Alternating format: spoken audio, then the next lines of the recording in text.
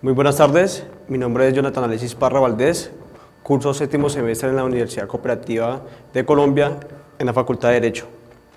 El día de hoy hablaremos sobre el proceso ante la Corte Interamericana de Derechos Humanos.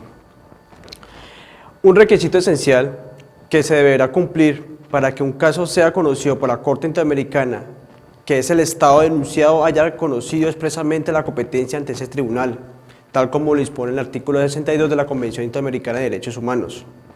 Los únicos sujetos que pueden iniciar un proceso ante la Corte Interamericana de Derechos Humanos son la Comisión Interamericana o otro Estado parte. Eso significa que ni las víctimas ni sus representantes pueden presentar directamente un caso ante ese tribunal, pues para ello, tal como se explicó anteriormente, se debe agotar previamente el procedimiento ante la Comisión Interamericana de Derechos Humanos. Esta lógica en el proceso ante la Corte Interamericana determina lo siguiente. Primero, el proceso se iniciará con la presentación del escrito que contenga el informe descrito en el artículo 50 de la Comisión Interamericana de Derechos Humanos y elaborado por la Comisión Interamericana. Este escrito deberá contener los hechos violatorios y los datos de las víctimas y sus familiares. La Corte Interamericana además evaluará que, primero, los detalles, los nombres, la dirección y el teléfono, el correo electrónico y los representantes de las víctimas que hayan sido debidamente solicitados. Es importante puntualizar que, de no contar con la víctima, con un representante legal, se utilizará como figura el defensor público interamericano, quien asumirá la defensa de esta. Segundo, que se expresen los motivos que conllevaron a la comisión a presentar ante el tribunal y las observaciones sobre la propuesta estatal respecto a las recomendaciones del informe del artículo 50 de la misma comisión. Tercera, que se adjunten todas las pruebas que se suscribieron durante el trámite de la petición individual ante la Comisión Interamericana, indicando sobre los hechos y los argumentos que versan sobre este.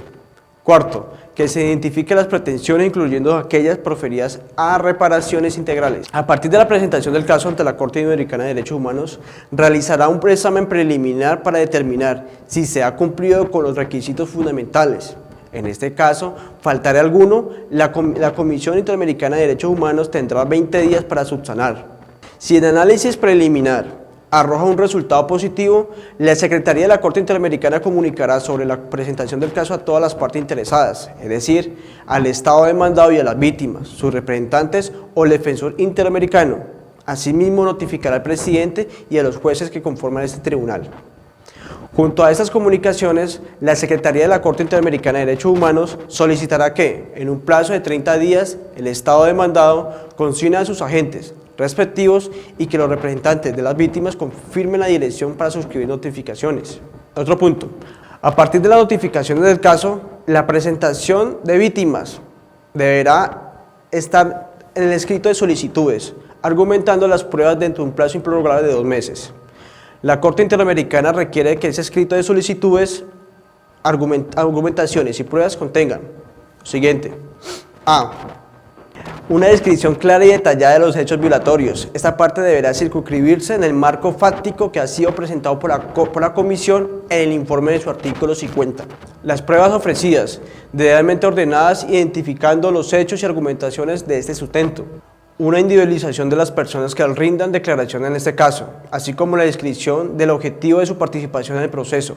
Si se ofrecen peritos, además del objeto de su peritaje, se deberá incluir la hoja de vida y los datos del perito.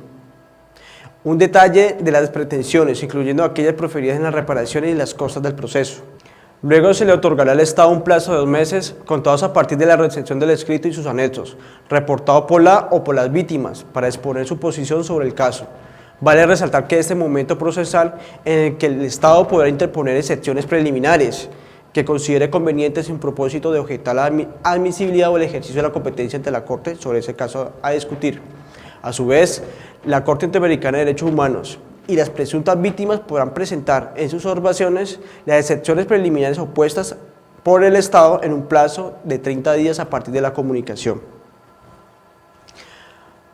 Al respecto, cuando así lo considere pertinente, el tribunal podrá convocar a una audiencia especial para excepciones preliminares, después de la cual decidirá sobre las mismas, pero también está facultada para resolver en una sola sentencia tales excepciones, el fondo, las reparaciones y las costas del proceso. La Corte Interamericana, dentro de sus sesiones ordinarias o extraordinarias, y cuando así lo meriten pertinente, podrá llevar a cabo una audiencia de carácter público, a menos que por la naturaleza del caso requieran su reserva, en la cual recibirá prueba oral y escrita, así como los alegatos orales de las partes sobre las excepciones preliminares o las pretensiones de fondo y las reparaciones. Luego de la audiencia se recibirá la fase escrita. En esta las partes involucradas tendrán un lugar para la presentación de sus alegatos finales por escrito.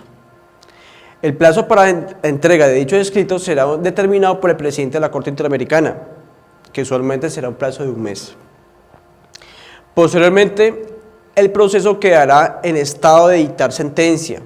En este momento procesal, la Corte decidirá en privado y aprobará la sentencia. Finalmente, el tribunal emitirá la sentencia debidamente fundamentada y notificada a las partes. En una sentencia condenatoria, la Corte usualmente condena al Estado al pago de una compensación, ya sea por daños materiales o inmateriales, o por ambos.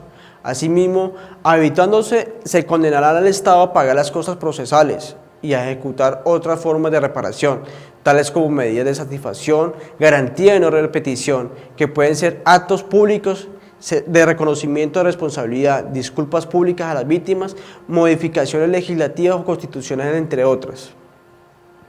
Según el artículo 67 de la Comisión Americana de Derechos Humanos, las sentencias de la Corte son definitivas e inapelables. Sin embargo, dentro de los 90 días de la notificación del fallo, las partes pueden solicitar a la Corte que se interprete el sentido o el alcance de su fallo. Al emitir una sentencia en un caso, la Corte Interamericana de Derechos Humanos supervisará el cumplimiento de su fallo mediante un procedimiento escrito y estimar lo pertinente en una o varias audiencias, para determinar el estado de cumplimiento por parte de los órganos judiciales internos, ordenando la sentencia. En casos excepcionales, el artículo 65 de dicha comisión faculta a la Corte a informar a la Asamblea General de la OEA en caso de un Estado no haya cumplido con sus fallos. Aquí hemos terminado la interpretación y el proceso entre la Corte Interamericana de Derechos Humanos en un proceso de litigio. Agradezco el tiempo brindado por cada una de las personas que vieron este video. Nos veremos en una próxima oportunidad.